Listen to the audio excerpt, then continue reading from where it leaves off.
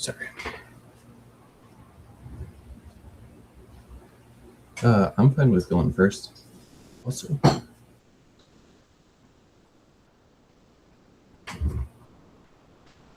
right.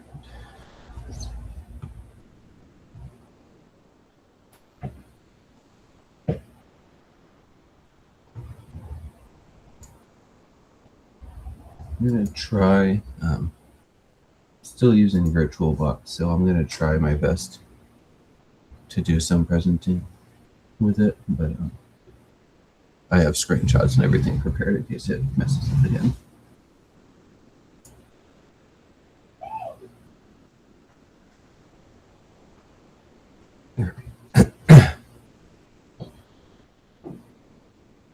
So, start with going over just the overview of what Bandit is. It is a Linux terminal command line game. I did levels 0 through 20, and it was all about just being able to navigate the terminal systems on Linux. The first couple levels were really simple things, just like getting into the system, which you do this every time, which is SSH bandit, whatever number at bandit.labs.overthewire.org, and the port is 220. So the first one was simple. You just did a search and read the file. You know, the first couple files were like that. Once we get to level 2 was the first one I confidently failed the first attempt I did. Took me a minute to remember how to cat a file that has spaces in it and starts off with the dashes. I mean, a quick Google search fortunately showed me that if you append just a double dash to the end of cat, it'll tell it that there are no more arguments for the commands. Moving on. Let's see here. So yeah, just the first few levels are all pretty much like that. Level 4, I got to use some regular expressions here because I needed to search the in here directory for a human readable file, and I used the grep RI alongside the regular expression here to be able to search that. That told it that anything with A to Z in both upper and lowercase, and anything with numbers 0 through 9, and then the lone period here searches all preceding, or all directories that come after this one.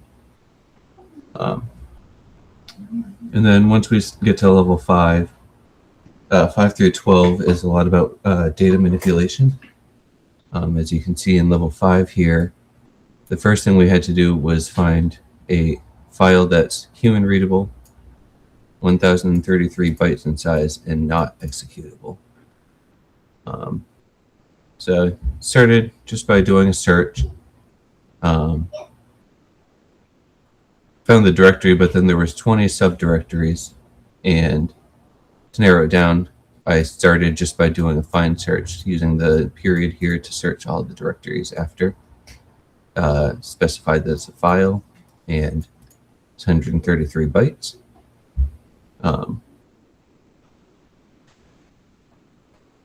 That showed me what I needed to, and then I was able to just find the file that I was looking for in the maybe here 7 directory. Just shows how strong the find command can be. This one was another one that was pretty similar. It involved including group names and usernames in it. So once again, you can see I looked through all the directories with the slash there, file 33 bytes, specified the user, and I ran into an error as they mentioned. Sorry, what level was that? It's level 7. On level 7, wait, that wasn't it.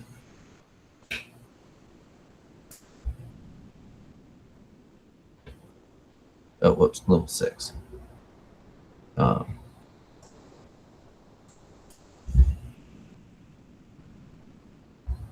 guess that wasn't it. In one of these levels around here, I thought it was this one because I had to use the to/dev/null to help silence it because it was giving me errors. And by doing that, it was getting rid of the extra output that I didn't need.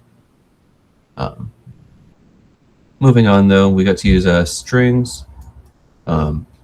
Just simply use strings to show all the strings for the output from a file, all strings that looked interesting to it. And then I searched those strings simply for the line that had the word millionth in it.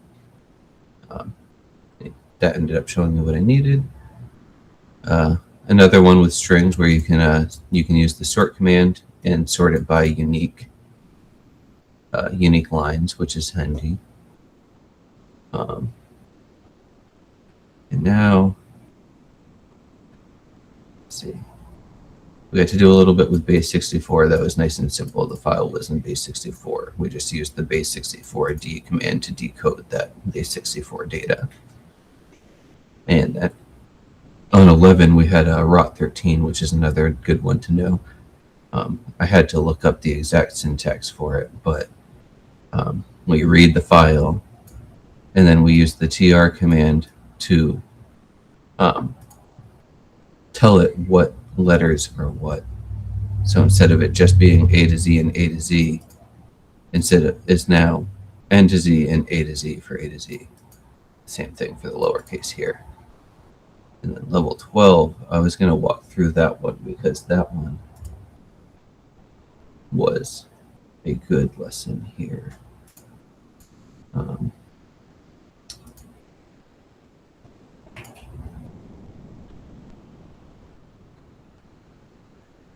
So for that,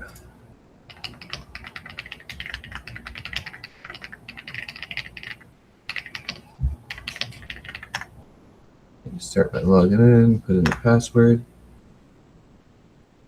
And so the first, for 12, the hint that we got was password on the next level is stored in data.txt, which is a hex dump file that's been repeatedly compressed. So this one is essentially an onion. First thing we do, just confirm the file data.txt, and then we can do make temp, make a temporary directory, which gives us random directory name here. We'll copy data.txt to our new directory, and then change to said directory. From here, and confirm that it's there. We know it's a hex dump, so the first thing we do is use the xxd command on it, and we change it from data.txt to hex.dump. And we can confirm new file hex.dump to confirm what file it is. Now we can see that's a gzip file. So now we are going to change it into a gzip format with the move command. Then we can confirm that. You can see now we have file.gz.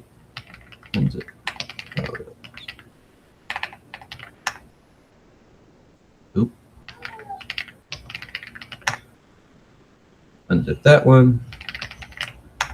You can see now that it's a bzip, and move file to file.gz, and then the command is now bunzip to file.bz. So again, we can confirm with file. Now we can see that it is once again gzip file. From here, we just do the same thing again. File.gz, doing funzip.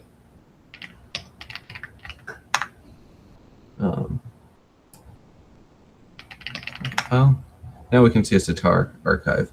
So then we simply just do the same thing, file, move it to file.tar, tar, x, vf, file.tar, which now gives us data5.bin. We can confirm that file. You can see that it's once again a tar archive. So then we move data5.bin to data5.tar. We do the same thing. Oops.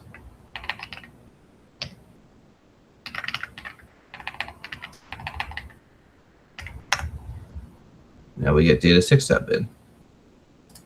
We can check that. Now we can see that it is a bzip once again.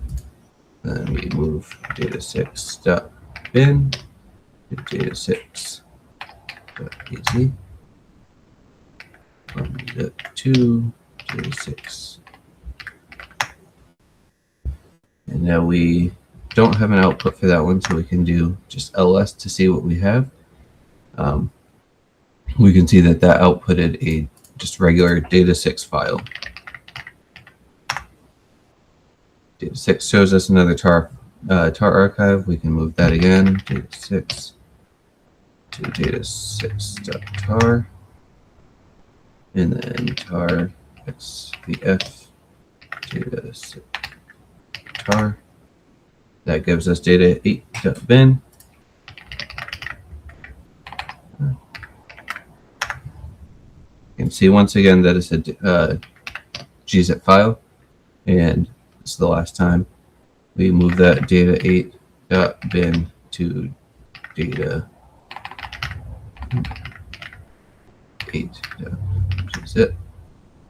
and then gzip to 8.gz. Last but not least, we can search. We see we now have data.txt. Oh wait, no, data8, sorry. And we can finally cat data8 and get the password for the next level. That one felt a lot like I was not getting anywhere for a lot of the time because of how many repeating different file types there were, but it was a really good example of some real world situations, because people will indeed multiple compressed files. From there, and that one alone, like I said, demonstrates a lot. And then after that, we move on to some more like networking and privileging concepts. Next one's stored in file, but you can only be used by the Bandit 14. We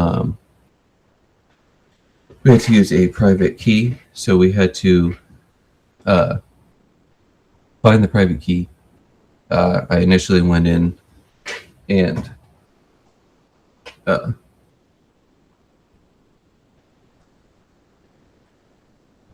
so I went in and confirmed the file name, which was sshkey.private, and then I left and used this scp command alongside the rest of the normal thing, but added that I was trying to take the sshkey.private. That put it on my computer. Initially, I tried just using it, but I didn't have the permission, so we had to change it so I could execute it. And then after which, I was able to just do the normal login with using the SSH key instead of the passwords that I'd been using up until this point. After that, we went on to making a listener. Or no, not yet. I just had to submit. I had to connect to localhost on port 30,000 and then just put in the old password, and I got the new one out.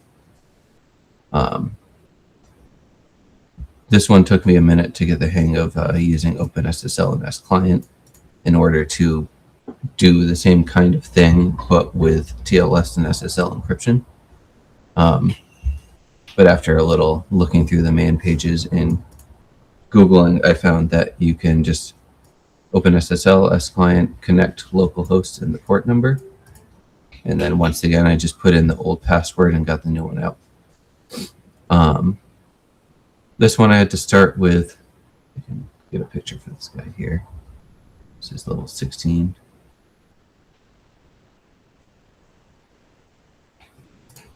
This one. 16 here.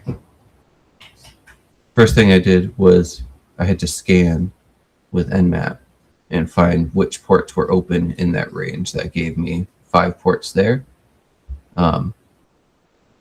From there, I had to scan each of those ports to see what services were open. Doing a full scan like that, though, for the entire range would have been very time consuming and just a lot. So doing it this way speeded things up a lot. And from there, I just needed to do the same kind of thing. Once again, I needed to add quiet because there was a bunch of extra noise, and as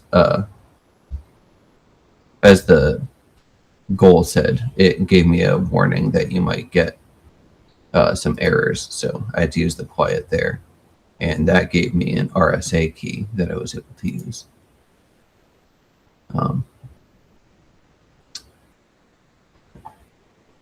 17. This one was a good one. I had to look for changed lines in the file, which probably not going to do that super often with passwords, but being able to do that and look for the differences in files helps a lot, using the diff passwords old and diff password set new here on 17.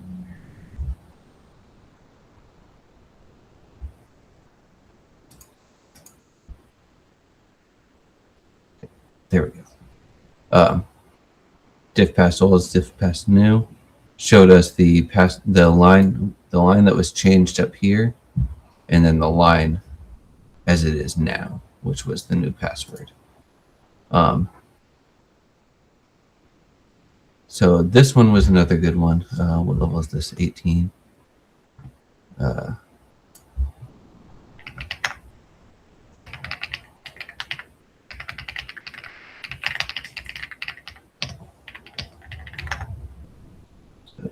Bandit 18. I gotta get that password really fast.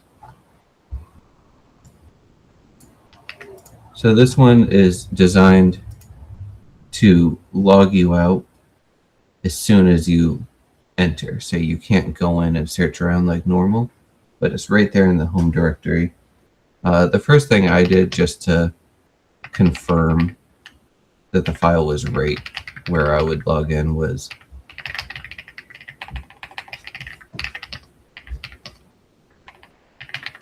and then all you do at that point is just append a new command to the end of it. So I added print working directory to confirm I was in the right one.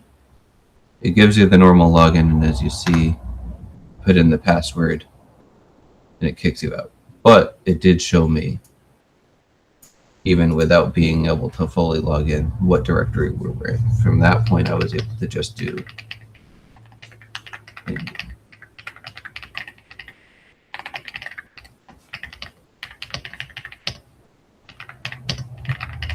we had cat readme, put in the password. Wait a second. What?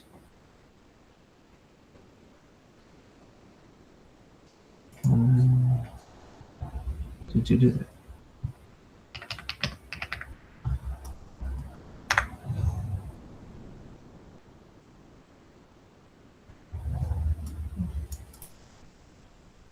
Just had it. Why are you doing that? There we go. But yeah, that time I was able to cat the file as I logged in before it kicked me out, which gave me the next one. From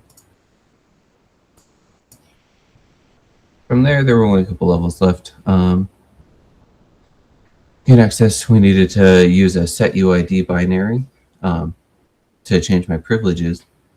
So the first thing I did was I confirmed that it was there with just doing an ls command.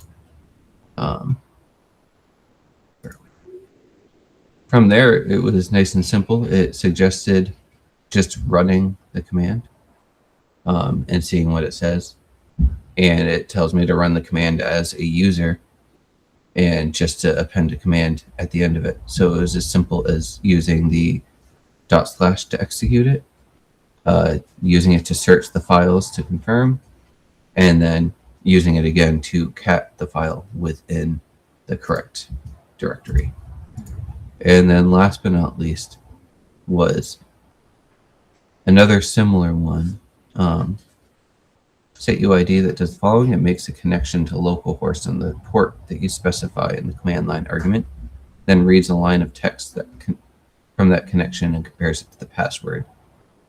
So the first thing I did was once again just confirm with ls. I found the file was suconnect. I nanoed the suconnect to try and get a little bit of a hint here.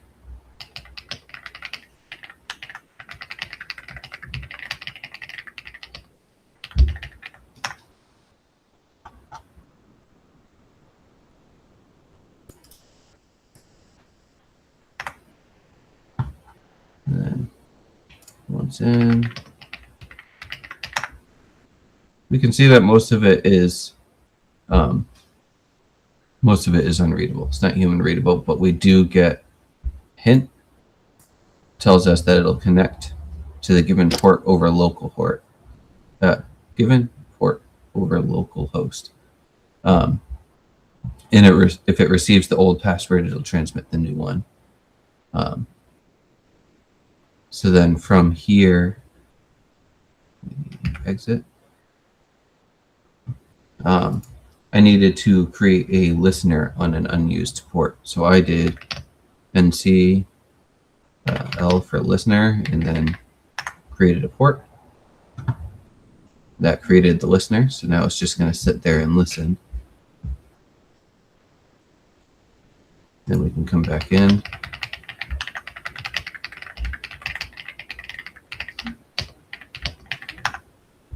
Oops.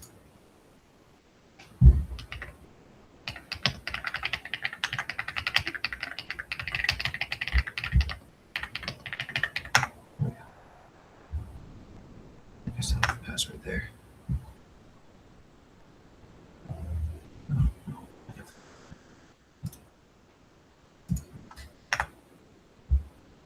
We get in, and now it's listening on that port. So then we're going to use suconnect to do so. And it already said that all I need to do is enter the port number. So at that point, I just type in.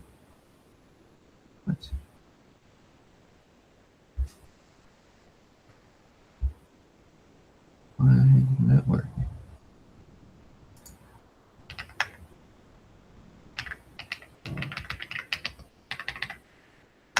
Oh, the port shut off. That's why.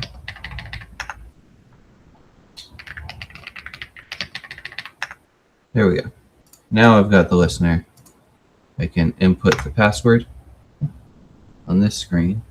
And if we give it a second, it should spit out the password for us.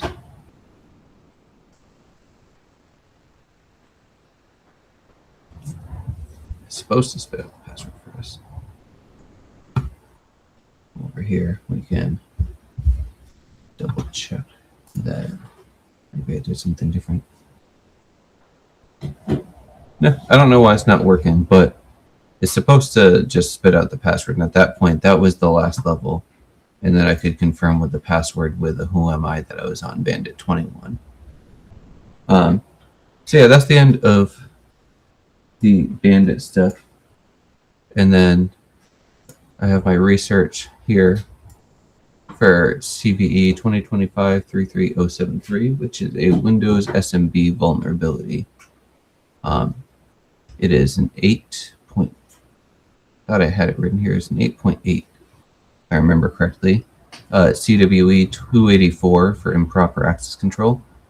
It affects the SMB, which is Server Message Block Protocol, which allows it to authenticate an authenticated attacker to elevate privileges across a network.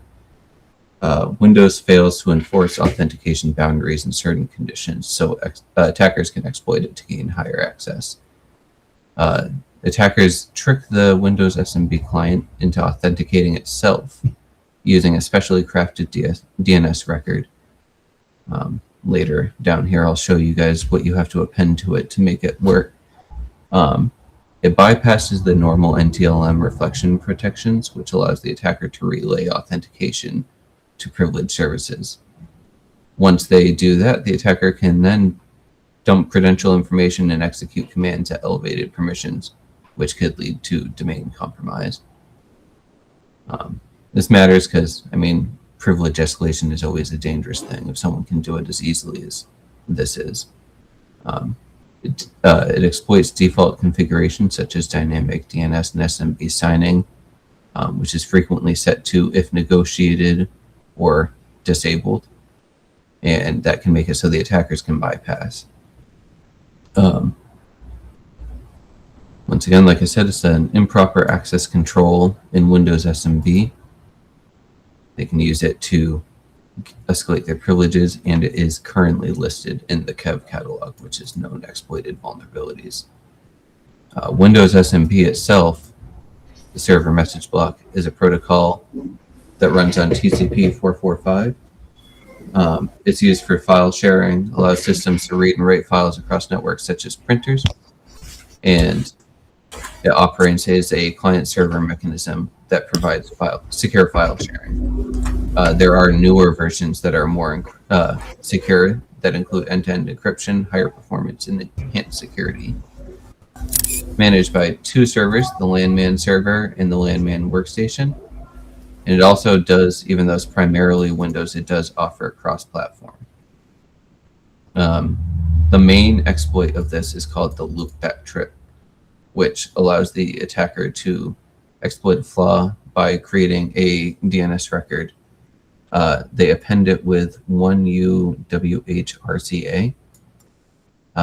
which acts as a base64 identifier that tricks Windows SMB into bypassing authentication protections, and essentially it authenticates itself. The attack chain starts with the attacker creating the malicious DNS record.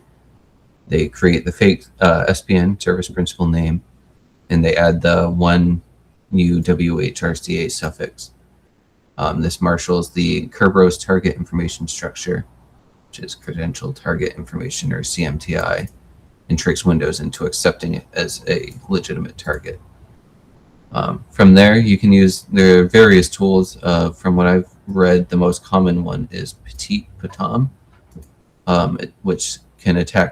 which forces the victim machine to authenticate. Victim ends up sending the authentication to the attacker instead of itself, though. From there, the attacker relays the request. It relays the request to the attacker to authenticate, and then they can now access the privilege resources, including dumping the SAM hive from a domain controller. With access to the SAM and other privileged services, they can now execute commands for reconnaissance and potentially gaining full domain control. There are some prerequisites for it, though. They must have network connectivity. The attacker requires valid credentials for initial authentication, DNS record creation, and SPN manipulation and coercion. So it could be through a dump or a phishing email or something like that where they harvested credentials.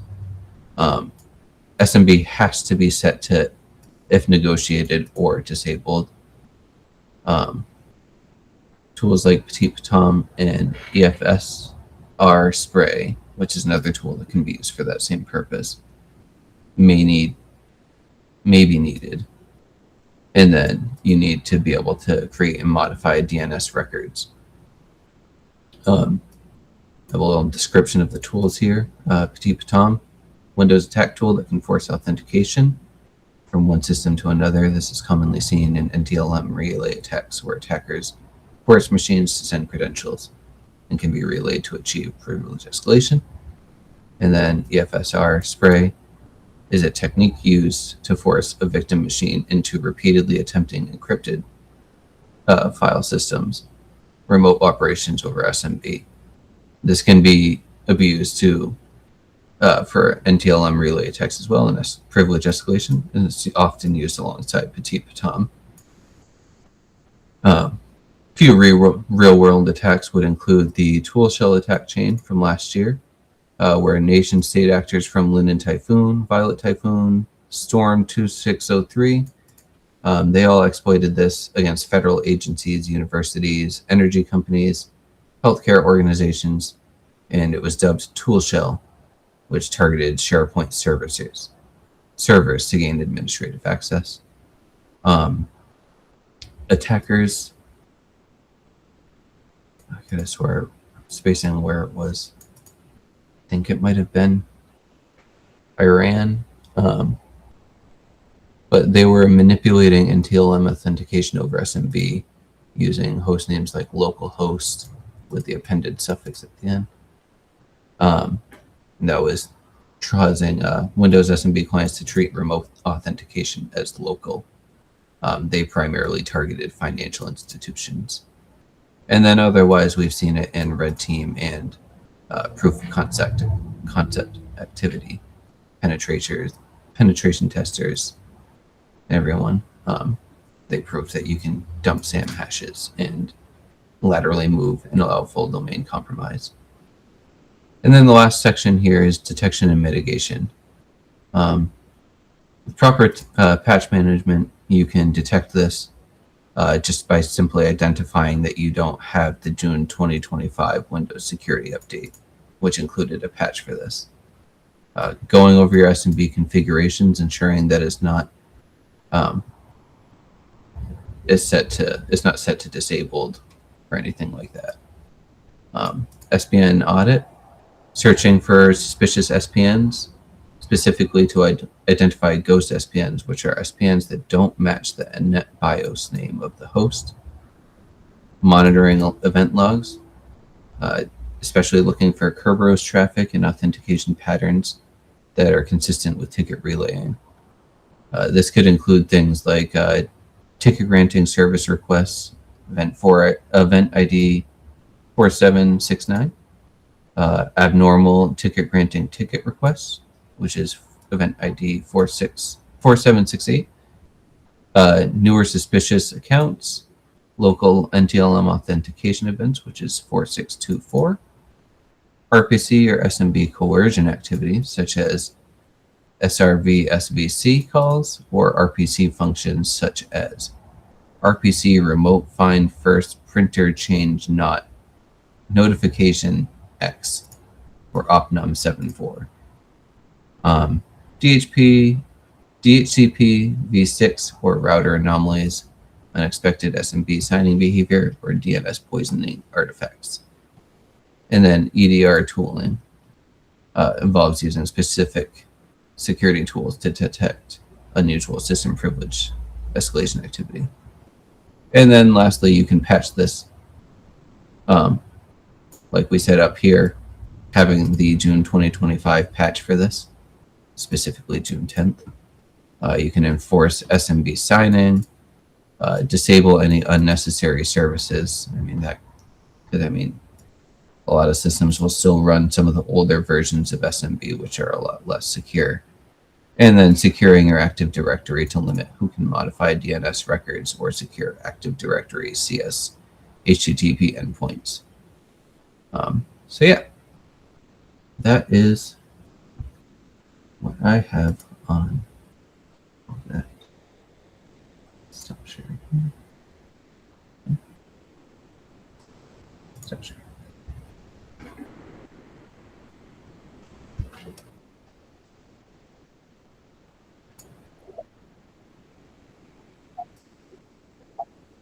Okay. I think you answered most of the questions I had. So let me see if I could find one that you hadn't answered. If not, you might have to repeat yourself. No problem. I have a list. I also have a list of potential questions you might ask me. So.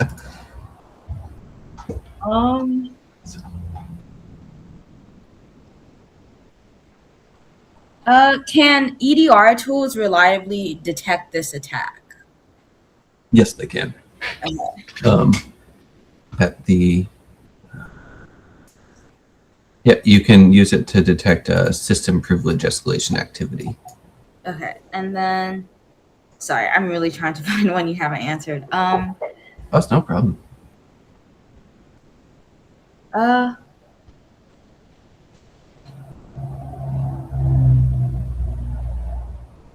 could this vulnerability enable lateral movement within a network or system? So an attacker, if they can get the credentials that are necessary, they can use it to authenticate remotely and force the server to authenticate itself in place of the attacker. I'm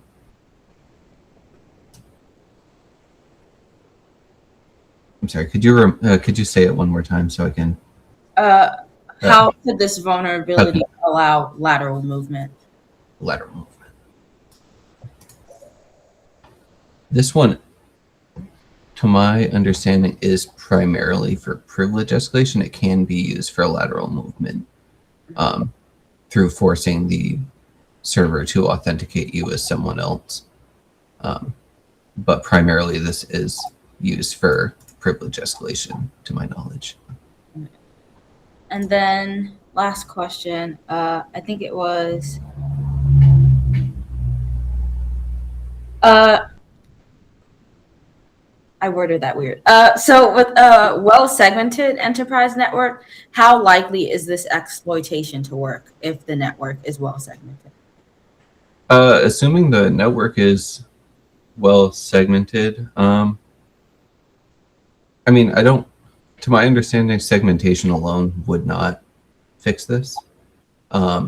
It's primarily about patching and ensuring that you have the proper configurations for SMB to ensure that attackers can't force it and coerce it to authenticate the wrong user.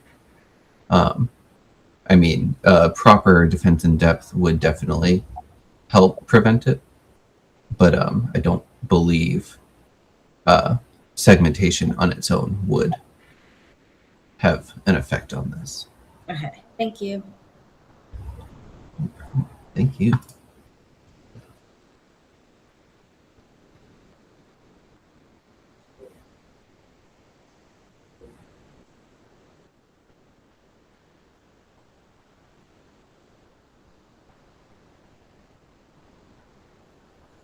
I think he about covered it all, to be honest. Any questions I did have as well. He was pretty thorough. That was a good job. Thank you, guys. Tried to be as thorough as possible. Yeah, it was No, awesome. no questions for me. No questions for me.